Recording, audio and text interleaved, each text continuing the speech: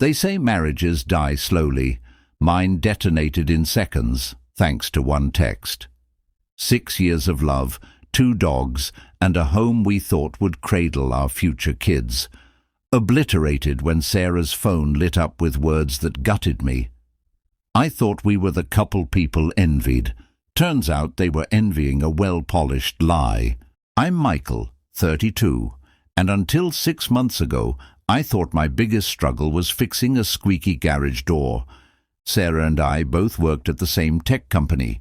I was an engineer, she was in marketing. We met in college, survived all-nighters and broke ramen budgets, and built what I thought was a bulletproof marriage. To the outside world, we were living the dream.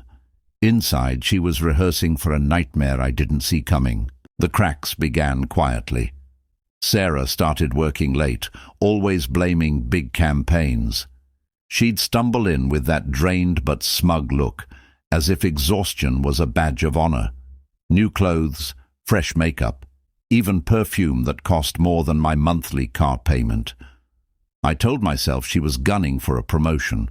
After all, ambition doesn't usually come with texts from your husband's boss, unless of course it does.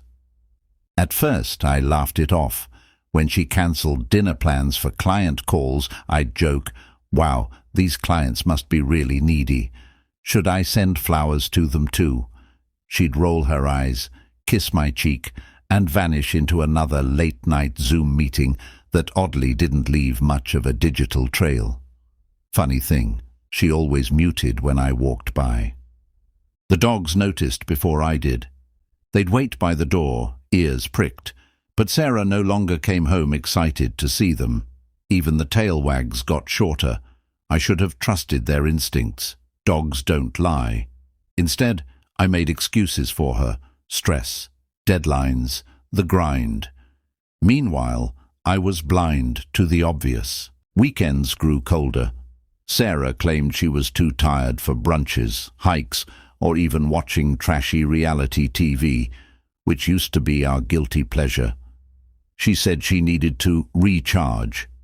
In hindsight, recharging apparently meant checking into hotel rooms with my boss. Back then, I thought she was just tired of me pestering her about leaving the laundry in the dryer. Then came the little changes.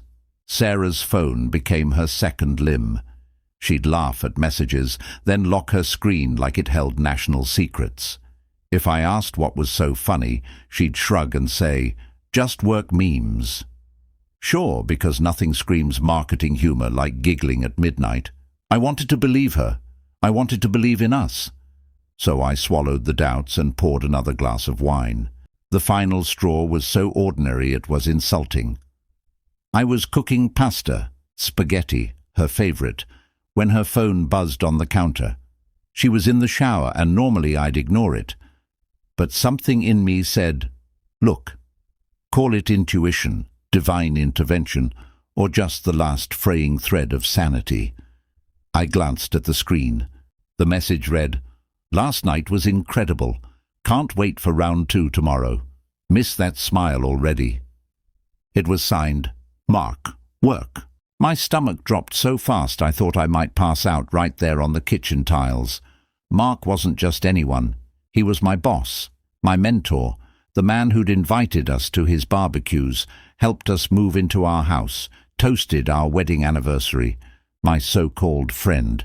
Suddenly, the spaghetti sauce simmering on the stove smelled like betrayal. My hands shook as I picked up her phone. We'd always shared passcodes. It was supposed to be a symbol of trust. Now it was a gateway to my worst nightmare. I unlocked it, scrolling through her messages. What I found made me wish I'd stayed ignorant. Months of texts, flirty at first, then shamelessly explicit.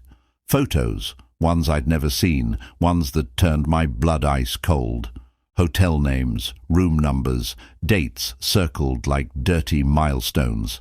They weren't just sneaking around. They were running a full-time operation under my nose. The same nose that had been too trusting, too blind, too damn naive. I sat there, scrolling through their history, each swipe another stab in the chest. Apparently Sarah wasn't staying late for campaigns. unless we're calling Mark's hotel mattress a client. And Mark? The man I'd once admired for his leadership skills. He had a new definition of mentorship. Spoiler, it involved less career advice and more bedsheets.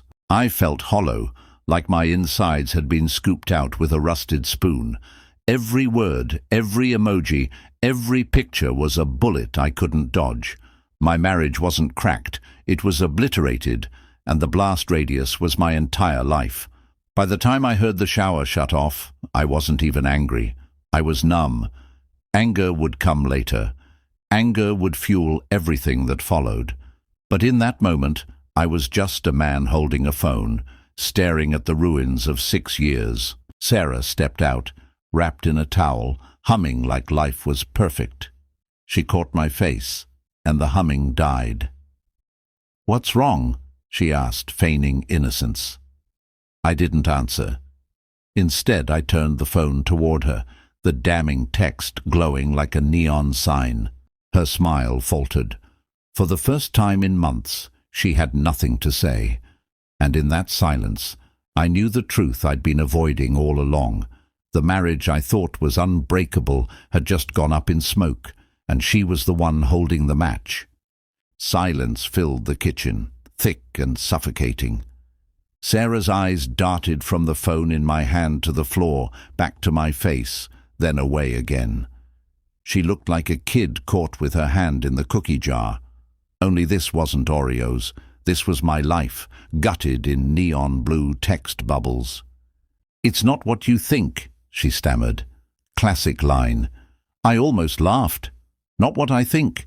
Unless incredible now meant losing 3 consecutive games of Scrabble, I was pretty sure I knew exactly what it was. I didn't yell. Yelling would have given her too much power. Instead, I kept my voice calm, cold. "How long?" She bit her lip, eyes watering, muttering something about just texting. I raised an eyebrow and scrolled to the photo of her in a hotel mirror wearing lingerie that sure as hell wasn't for me. "So the hotel nights were just PowerPoints and campaign slogans?" I asked. Dark humor was the only thing keeping me upright. She crumbled. Tears poured, apologies tumbled, words like mistake and slipped up, spilled from her mouth as if rehearsed. She claimed it started at the company retreat I missed because my mom was sick. Drinks, late nights, one thing led to another, and somehow another stretched into 3 months of sneaking behind my back. My boss, my mentor, the man who toasted our wedding. I thought betrayal was a sharp stab. Turns out it's a slow, grinding blade. Sarah sobbed, swearing she loved me, that Mark meant nothing. Funny, Mark didn't seem like nothing in those texts. I let her cry. I let her beg. And then I told her, flat, that she'd broken something beyond repair. Trust doesn't come with a warranty. Once it's shattered, there's no patch job strong enough. The look on her face when I said the word divorce was almost satisfying.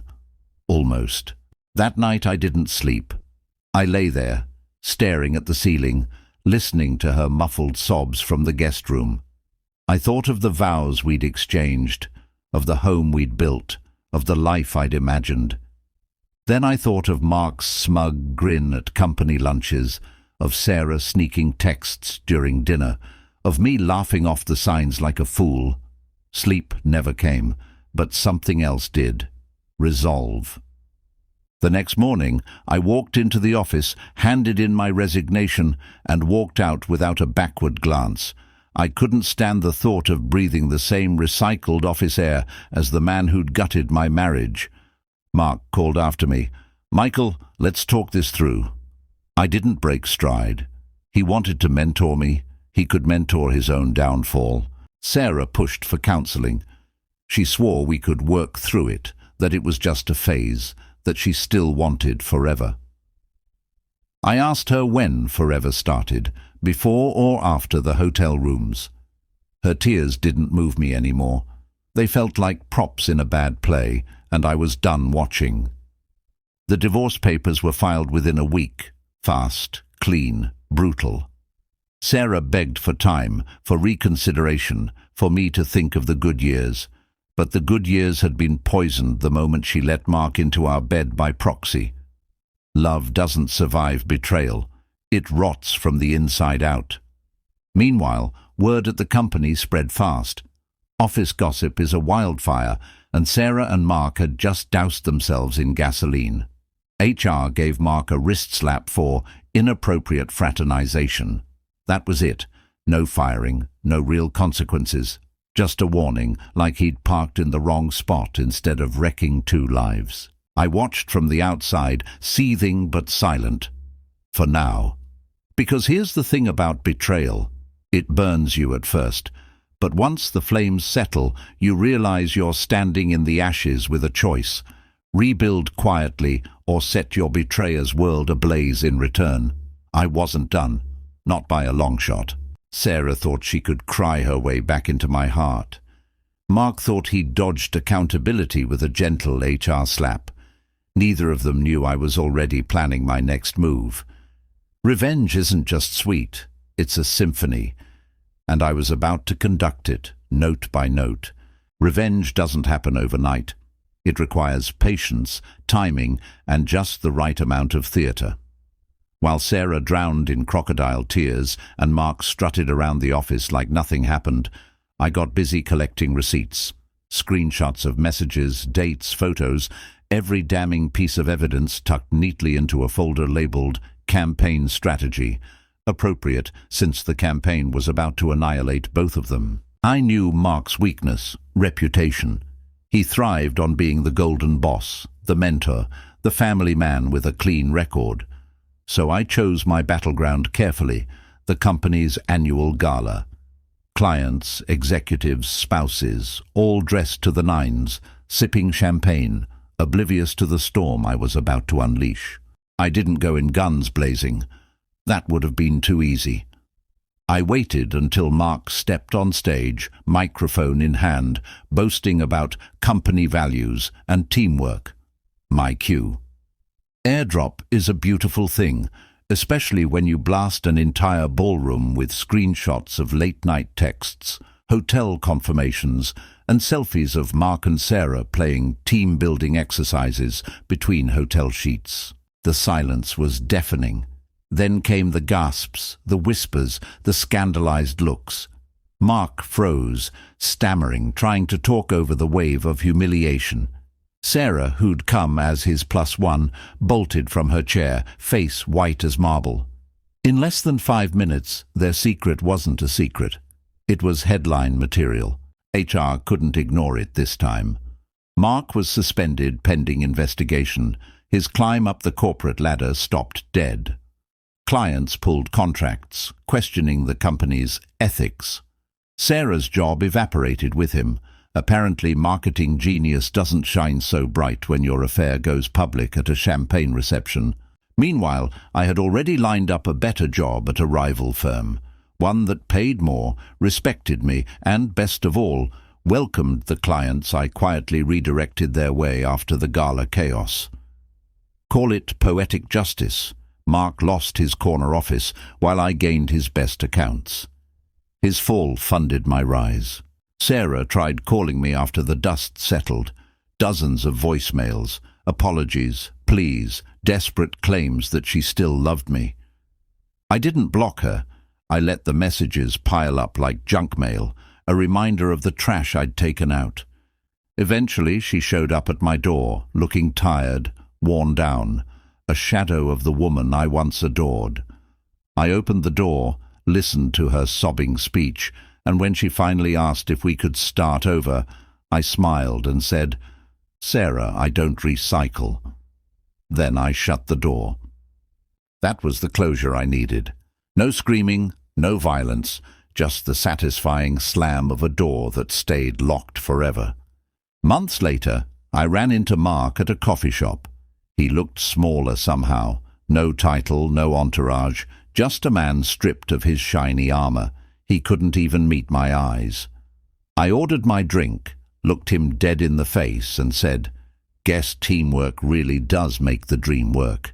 Thanks for handing me your clients." Then I walked out, leaving him with burnt pride and cold coffee. They say revenge is best served cold. Personally, I found it tasted better when served at room temperature, right when they still think they've gotten away with it. Sarah lost her happily ever after. Mark lost his empire, and me. I walked away free, successful, and unbothered. Because in the end, betrayal didn't break me. It forged me. And while they're choking on the ashes of their own lies, I'm building a life where no one holds the match but me.